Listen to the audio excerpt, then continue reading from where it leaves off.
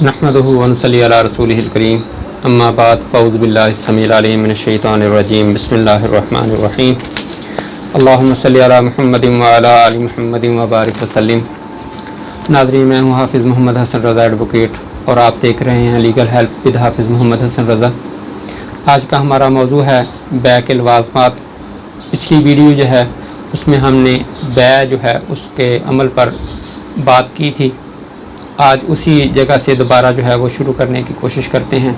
پچھلے ویڈیو میں ہم نے یہ بیان کیا تھا کہ جو بیع ہے اس کا عمل اس وقت بیع کا عمل کہلائے گا جب اس کا عوض جو ہے وہ رقم کی صورت میں ہوگا۔ آج کی ہماری ویڈیو جو ہے اس کا عنوان ہے بیع کے لوازمات، ایسینشیلز آف سیل۔ جو فروخت ہو رہی ہے یا خرید و فروخت ہو رہی ہے تو اس کے لیے کیا کیا چیزوں کا کن چیزوں کو لازم قرار دیا گیا ہے، جن کا ہونا ضروری ہے۔ اگر وہ نہیں ہوں گی تو ایسا عمل جو ہے وہ بیع نہیں کہلائے گا۔ سب سے پہلے ہے کہ فریقین جو ہیں ان کی موجودگی ضروری ہے۔ جو شخص فروخت کنندہ ہے وہ بھی موجود ہو اور خریدار جو ہے یا منتقل الیہ جو ہے وہ بھی موجود ہونا ضروری ہے۔ اس میں ایک چیز جو ہے وہ مستثنیٰ ہے کہ جو خریدار ہے اس کی جگہ پر کوئی دوسرا شخص موجود ہو سکتا ہے، لیکن جو بیچنے والا ہے، فروخت کنندہ ہے، اس کی جگہ پر کوئی دوسرا شخص موجود نہیں ہو سکتا، بلکہ وہ فروخت کنندہ جو ہے اس کا بذات خود موجود ہونا انتہائی ضروری ہے۔ دوسرا اس میں جو ہے منتقل کنندہ معاہدہ کرنے کا اہل ہو، یعنی کہ جو شخص پراپرٹی فروخت کر رہا ہے تو اس کا اہل ہونا ضروری ہے۔ اہلیت کیا ہے؟ بالغ ہو، عاقل ہو، پاگل دیوانہ نہ ہو، خبتی نہ ہو، اسے ہر چیز کی سمجھ آ رہی ہو، بیماری کے دورے نہ پڑتے ہوں۔ اگر یہ چیزیں اس میں موجود ہوں گی تو وہ اہل نہیں کہلائے گا۔ اگر وہ عاقل، بالغ، سمجھدار ہوگا تو ایسی صورت میں وہ معاہدہ کرنے کا یا چیز فروخت کرنے کا اہل ہوگا۔ اس کے بعد ہے کہ تمام حقوق منتقل ہونا لازمی ہے، جزواً حقوق کی منتقلی بیع نہ ہے۔ کسی بھی پراپرٹی جو ہے اس کے ساتھ بہت سارے حقوق جو ہیں وہ وابستہ ہوتے ہیں، جیسے کہ راستہ کا حق ہوتا ہے، روشنی کا، پانی کا، پراپرٹی کو آگے فروخت کرنے کا حق، اسی طرح پراپرٹی جو ہے اسے مورگیج کرنے کا، پراپرٹی کو آگے ہبہ کرنے کا، تملیک کرنے کا، تبادلہ کرنے کا، ایسے کافی سارے حقوق جو ہیں وہ پراپرٹی کے ساتھ منسلک ہوتے ہیں۔ وہاں پر تعمیرات کرنے کا، پراپرٹی جو ہے وہ کسی کو بھاڑے پر دینے کا یا پٹے پر دینے کا، کرایہ پر دینے کے، یہ سب حقوق ہوتے ہیں۔ اگر اس عمل کے دوران یہ قدغن لگائی جائے کہ یہ فلاں حق جو ہے وہ استعمال نہیں کر سکتا تو ایسا عمل جو ہے وہ غیر قانونی اور غیر مؤثر ہوگا، اور یہ عمل جو ہے وہ بیع کے زمرہ میں نہیں آئے گا، بیع کی تعریف سے خارج ہو جائے گا۔ اس کے بعد ہے کہ منتقل الیہ جائیداد خرید کرنے کا اہل ہو۔ جو شخص پراپرٹی جو ہے وہ خرید رہا ہے وہ اہل ہونا چاہیے، پاگل، دیوانہ، فاتر العقل نہ ہو، قیمت ادا کر سکتا ہو اور موقع پر وہ قیمت ادا کرنے کی حالت میں ہو۔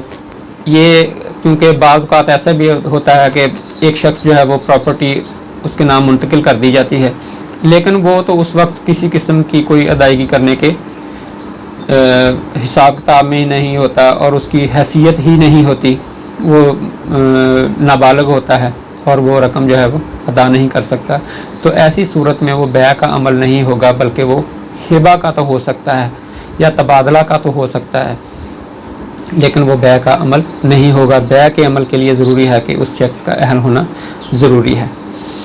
زر بدل نقد رقم کی صورت میں ہو اور جائز اور قانونی ہو۔ جو رقم جو ہے وہ ادا کرنی لازمی ہے، اور جو رقم ادا کی جا رہی ہے وہ نقد ہونی چاہیے۔ وہ بصورت چیک بھی ہو سکتی ہے، ڈرافٹ بھی ہو سکتی ہے، اس کے علاوہ بھی کوئی اور صورت بھی ہو سکتی ہے کہ نقد ادائیگی ہو، کہ یہاں وہ شخص جو ہے وہ پوری رقم نہیں حاصل کر سکتا تو اسے وہ چیک دے دیا جاتا ہے، وہ بذریعہ بینک جو ہے وہ اس کی وصولی کر لیتا ہے، لیکن اس میں جو بدل ہے وہ ادا ہونا ضروری ہے۔ یہ ضروری نہیں ہے कि रकम जो है वो मौका पर सारी अदा कर दी जाए। बाज़ औक़ात ऐसे भी होता है कि पार्ट परफॉर्मेंस पहले हो चुकी होती है, तो उसमें वो पहले रकम कुछ अदा हो चुकी होती है और बकिया रकम जो है वो मौका पर अदा की जा रही होती है। तो ऐसी सूरत में रकम की अदायगी जो है वो ज़रूरी है। ये ज़रूरी नहीं है कि सारी रकम मौका पर अदा की जा रही हो। ये भी होता है कि बाज़ औक़ात, क्योंकि हमने पिछली वीडियो में भी आपको बताया था कि जो एवज़ है उसकी पार्ट परफॉर्मेंस होती है, तो उसमें ये होता है कि बाज़ औक़ात तो रकम जो है वो मौका पर अदा की जा रही होती है और बाज़ उसका वादा किया जा रहा होता है। इसमें जो इसकी सबसे अहम जो है ना वो शर्त जो है, इसका लवाज़म जो है वो ये है कि कब्ज़ा की मुंतकली ज़रूरी है। अगर जो प्रॉपर्टी है उसका कब्ज़ा मुंतकिल नहीं हुआ तो ऐसी सूरत में बैक का अमल जो है वो मुकम्मल नहीं होता, बल्कि वो उसमें सुकम होता है और वो गैर मौसर हो जाएगा। जायदाद काबिल इंतकाल हो, जो प्रॉपर्टी है उस पर किसी किस्म की कोई कदगन ना लगाई गई हो, उस पर किसी अदालत में कोई केस ना चल रहा हो, या वो प्रॉपर्टी जो है ना ये ना हो कि प्रॉपर्टी जो है पहले ही फ़रोख्त हो चुकी हो और उसको दोबारा फ़रोख्त किया जा रहा हो, या उसका पहले किसी के साथ मुआहदा हो गया हो और उस मुआहदे के तहत जो है वो प्रॉपर्टी उसका दावा को चल रहा हो और ये शख्स अगली जगह पर वो फ़रोख्त कर रहा हो। तो ऐसी सूरत में जो जायदाद है वो काबिल इंतकाल नहीं होगी, बल्कि उस पर बार होगा। तो ऐसी सूरत में वो बै का अमल गैर कानूनी और गैर मौसर हो जाएगा। कोई गैर कानूनी शर्त मौजूद ना हो, ये ना हो कि ये मुझे ये गलत जो है या गैर कानूनी जो है इसका एवज़ देगा, तो इस एवज़ में ये प्रॉपर्टी जो है ये मैं इसको दे दूँगा। बहुत सारी गैर कानूनी और गैर शरई जो हैं वो बातें हो सकती हैं जिनको हम वीडियो में बयान करना मुनासिब नहीं समझते। तो ऐसी कोई शर्त ना हो, बल्कि वो रकम के एवज़ में मुंतकली हो रही हो, तो ऐसी सूरत में ही वो रकम वो प्रॉपर्टी जो है वो बै के अमल से गुजर कर मुंतकिल होगी। दस्तावेज़ बै की मालियत 100 रुपये से ज़ायद हो तो रजिस्टर्ड शुदा हो। ये जो कानूनी इंतकाल जायदाद है उसकी एक शर्त है कि अगर प्रॉपर्टी जो है वो 100 रुपये की मालियत से ज़ायद होगी तो उसे रजिस्टर्ड करवाना ज़रूरी है। जो म्यूनसिपल कमेटी या अंदर हदूद टाउन कमेटी वगैरह आते हैं उनको बज़रिया रजिस्टर्ड दस्तावेज़ मुंतकिल किया जाना ज़रूरी होता है, लेकिन जो उस हदूद से बाहर होते हैं उनका इंतकाल बेज़ुबानी जो है वो भी दर्ज हो जाता है। तो ऐसी सूरत में सिर्फ ये देखा जाना है कि अदायगी हुई है कि नहीं। अगर अदायगी हो चुकी है, उसका सबूत मौजूद है और जो ख़रीदार है वो आकर अपने होशो हवास में इस बात का इकरार कर लेता है कि हाँ जी मैंने ये रकम वसूल करके ये प्रॉपर्टी इसको फ़रोख्त कर दिया, इसको दे दिया, इसके हवाले कर दिया, तो ऐसी सूरत में ये अमल जो है वो दुरुस्त करार पाएगा। जो जायदाद मुंतकिल की जा रही हो उसका वजूद लाजमी है। अब जो प्रॉपर्टी फ़रोख्त की जा रही है अगर वो सिरे से मौजूद ही नहीं है तो उसका एवज़ क्या है।